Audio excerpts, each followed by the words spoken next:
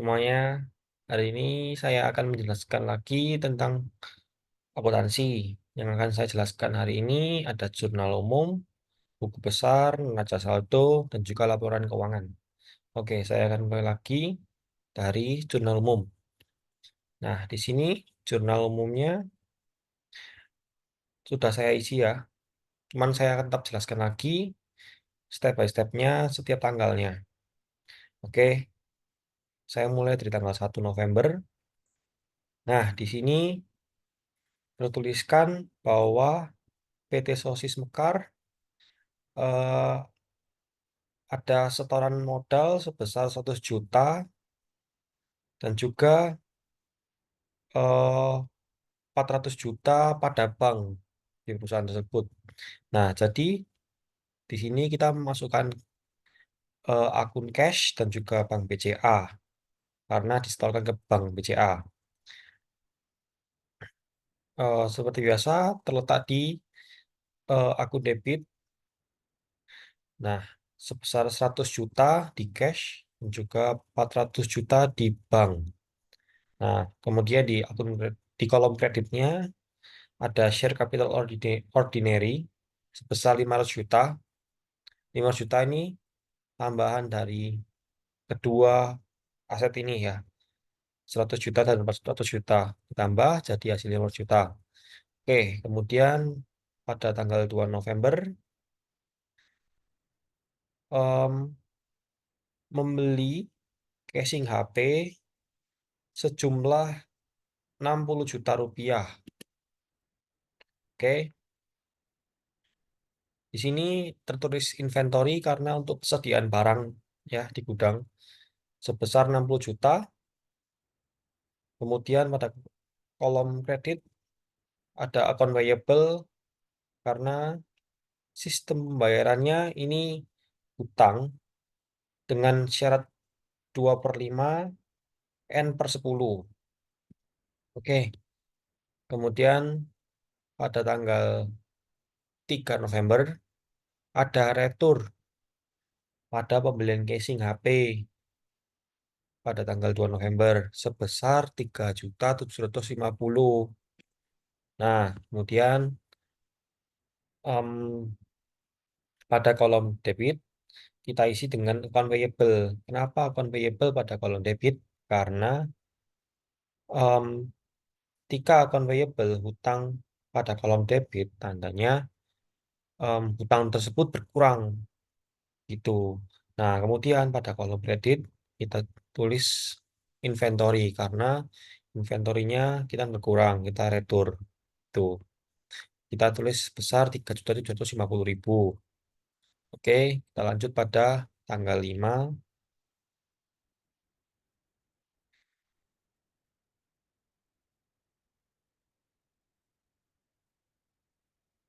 Nah, pada tanggal 5 melakukan pembayaran lunasan ya sebesar 56.250.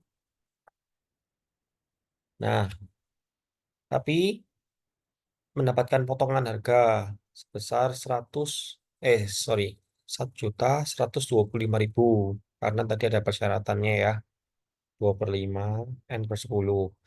Nah, jadi di sini di bank hanya berkurang sebesar 55.125.000 karena tadi sudah dikurang dengan diskon ya. Itu. Oke, kemudian untuk tanggal 10 November, pada 10 November ada pembelian casing laptop. Total pembeliannya 16 juta dengan shipping FOB shipping point sebesar 850.000. Nah, jadi kita membeli lagi casing laptop sebesar 16 juta. Transaksi itu secara tunai ya. Nah, kemudian tadi kita ada beban angkut yang dibebankan pada kita. Nah, jadi kita perlu membayar sebesar 850.000. Kenapa ditulisnya inventory? Karena beban angkut juga termasuk kepada satuan harga untuk nantinya untuk HPP begitu. Simpelnya seperti itu. Jadi em, harga casing akan tetap bertambah karena adanya beban untuk pembelian casing tersebut gitu. Makanya kita tulis sebagai inventory. Nah, kita bedakan ya untuk pembelian laptopnya, sorry, pembelian casing laptopnya sebesar 16 juta. Kemudian kita pisah lagi dengan inventory untuk beban angkutnya ini.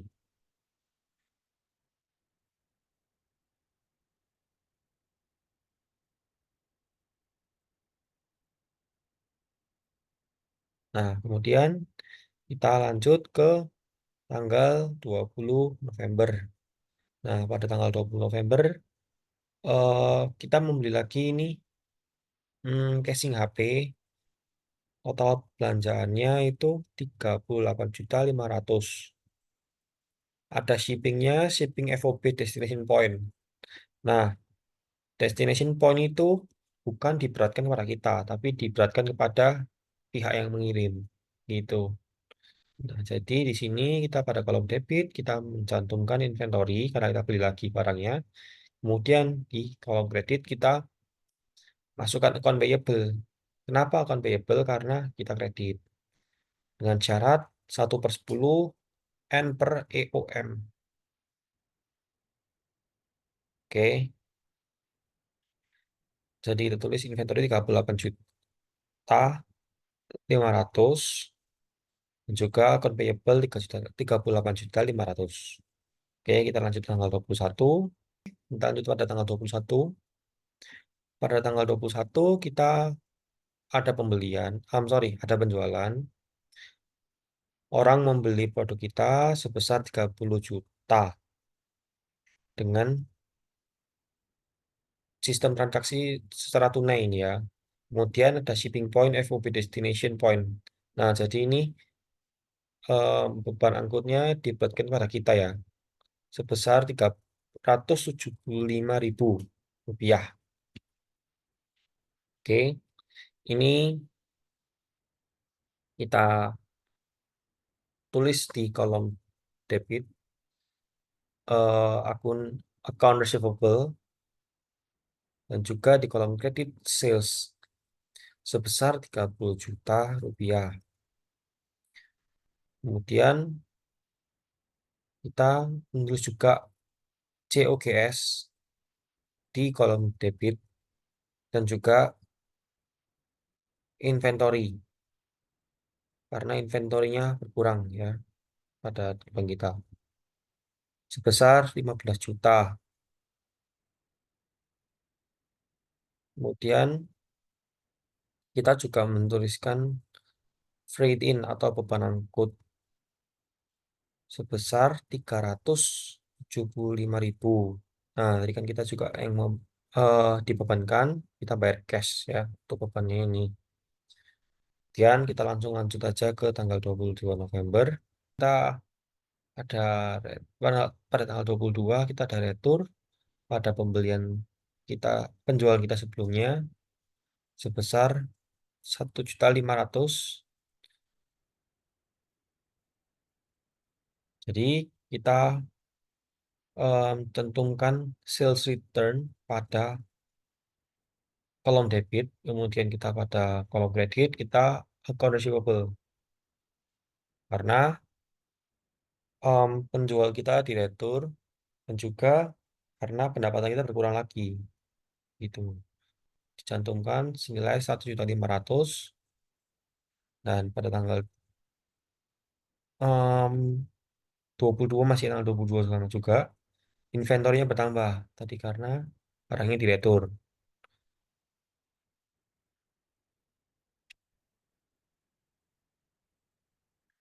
Nah, ini kita juga cantumkan COGS. Tadi sama sih seperti tanggal 21, cuman ini tinggal dibalik aja gitu. Yang COGS semula di debit, kita pindah ke kredit. inventory yang semula di kredit kita pindah lagi ke debit karena tadi penjualan sekarang kita ada retur gitu. Kemudian kita langsung lanjut aja ke tanggal 23, sorry, kita langsung lanjut ke tanggal 23 ini ya. Ke tanggal 23, em, kita ada penjualan lagi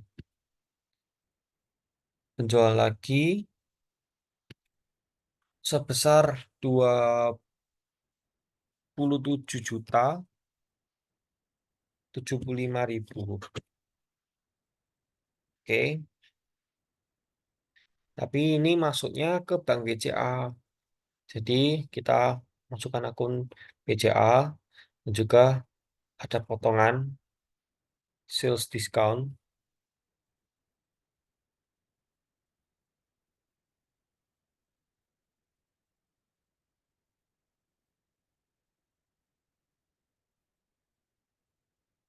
Oke,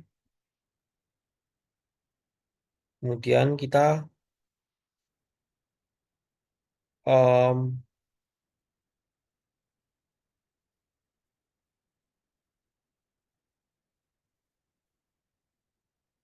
menuliskan akun account receivable pada kolom kredit.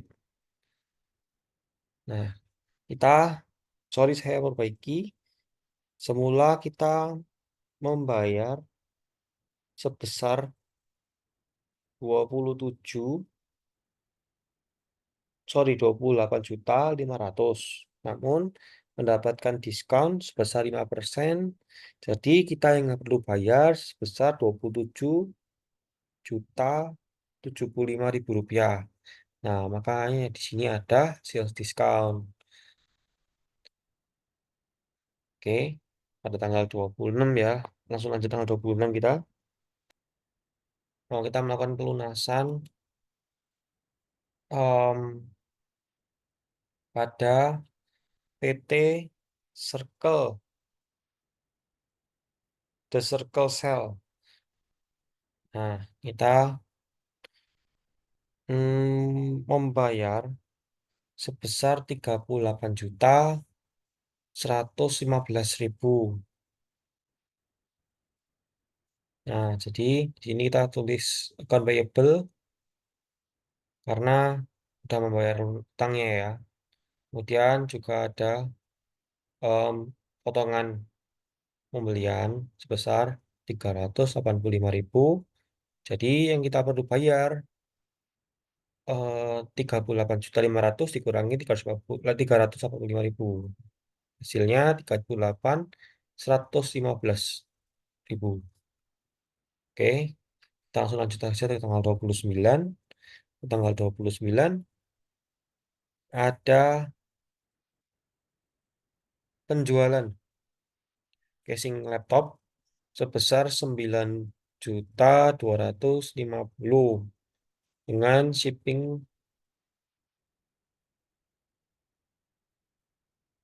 shippingnya kita sorry, shippingnya mereka yang membayar, pembeli yang menanggung. Jadi kita pembeliannya itu secara tunai, penjualannya secara tunai ya. Kita pada kolom debit ada cash, kemudian juga di kolom kredit ada sales sebesar 9.250.000. Kemudian COGS dan juga inventory sebesar 4 juta rupiah. Oke, kemudian lanjut aja ke tanggal 30. Tanggal 30 adanya prevay, pengambilan dana oleh pemilik perusahaan sebesar 17 juta. Sorry, 1.790.000. Oke, jadi kita pada tanggal 30 ada prevay, ada juga tanah, dan juga adanya mesin. Nah, jadi yang prevay ini adanya pengambilan modal. Nah, yang mesin ini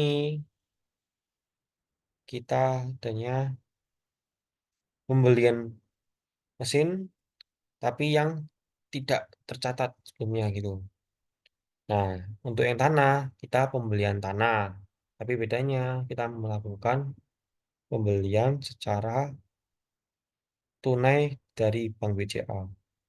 Nah, tanah nominalnya 100 juta 5.000. Untuk yang privé tadi 1.750, 1.790. Untuk yang pembelian mesin kita ada sebesar 35 juta rupiah.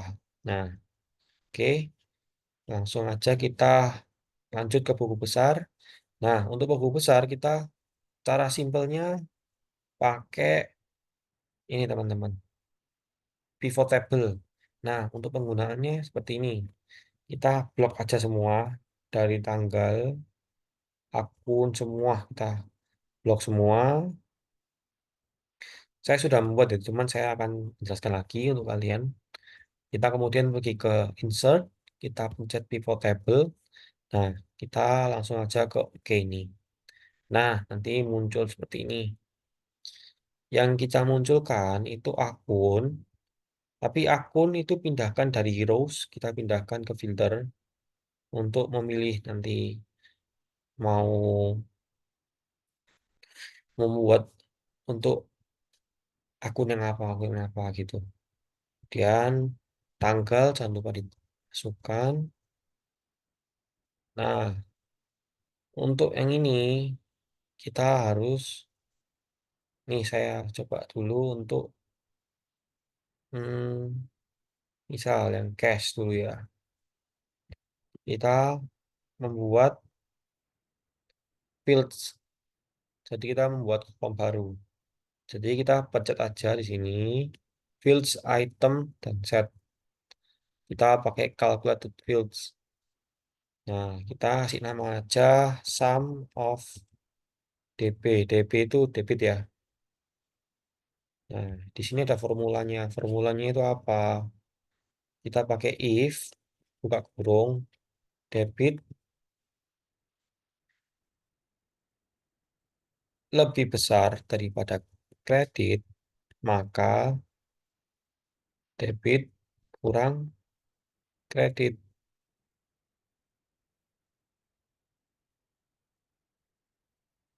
Sorry, debit kurang kredit. Nah, hmm,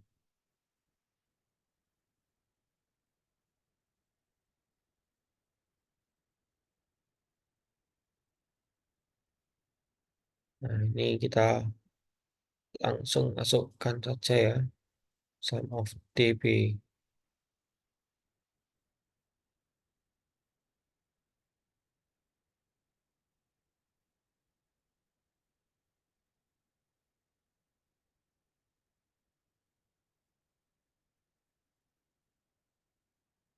Nah, ini ya.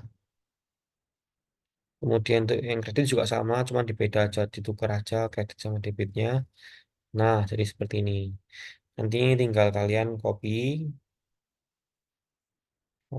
tinggal nanti di paste di sebelahnya. Nanti tinggal pilih-pilih untuk mau ganti yang cash, ganti yang bank. Jadi tinggal ganti gini sama saya. Ya, langsung kita lanjut pergi ke neraca. Nah, neraca ini juga sama seperti tadi, cuman bedanya itu di sini. Yang di sini itu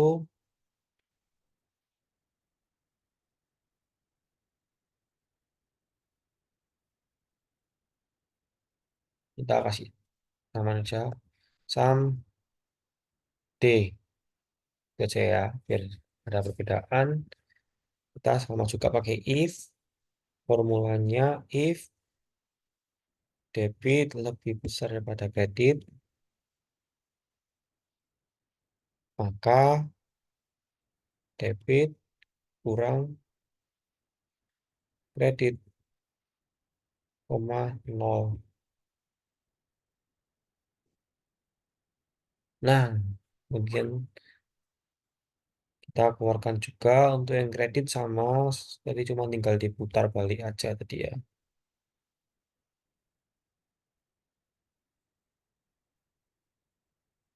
Kita matiin aja. Nah, ini pastikan balance ya untuk debit dan kreditnya juga. Ini sudah saya buatkan pakai rumus sum, tinggal nanti di summary ditarik atas sama bawahnya aja. Ini juga sama, tinggal ditarik set. Nah, kemudian kita langsung lanjut aja ke laporan keuangan. Nah, yang pertama ini adalah laba rugi. Laba rugi ini ada penjualan bersih. Nah, penjualan bersih ini tercatat sebesar 30.750.000. Nah, ada juga HPP besar ini, diskon penjualan, diskon pembelian, laba kotor. Juga adanya penangkut, ada total beban. Nah, segini. Nah, itu tadi untuk yang laba rugi nih, kita pendapatan itu dikurangi sama beban. Nah, pendapatannya ini tadi totalnya sebesar ini. Ini didapat dari semua total ini. Nah, kemudian angka ini kan laba kotor, kasihan. Kita harus kurang lagi dengan beban-beban.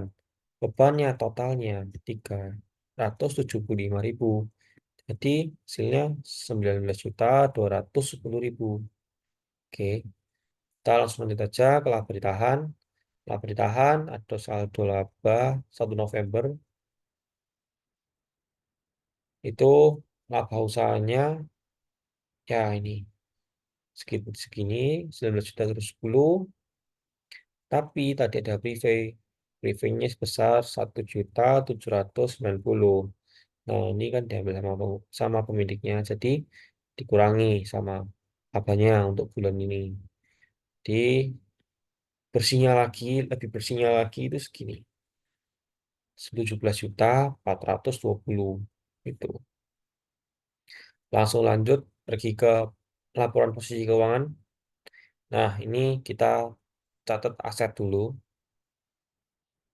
Cashnya sebesar segini, banknya sebesar segini. Kemudian untuk inventory sebesar ini, land, mesin segini. Totalnya 517.420.000 begitu. Kemudian ada share capital ordinary sama saldo apa ditahan itu yang di preview itu. Jadi ditambah sekian. Kemudian yang terakhir ada laporan arus kas.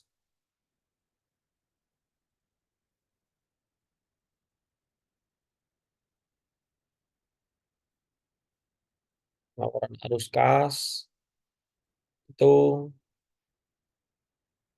eh, ekuitas liabilitas itu ya. Nah, ini penerimaan kas dari pendapatan sebesar segini, pengeluaran kas untuk beban itu sebesar segini. Tadi yang beban yang sudah dicatat itu ya. Nah, ini untuk totalnya sebesar 19.210. Kemudian untuk pengeluaran kas untuk membeli mesin, untuk membeli tanah sebesar sekian ya.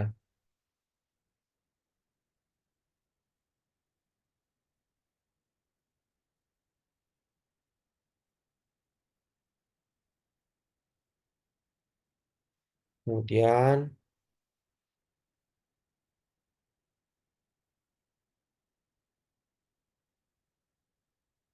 untuk modal awal ada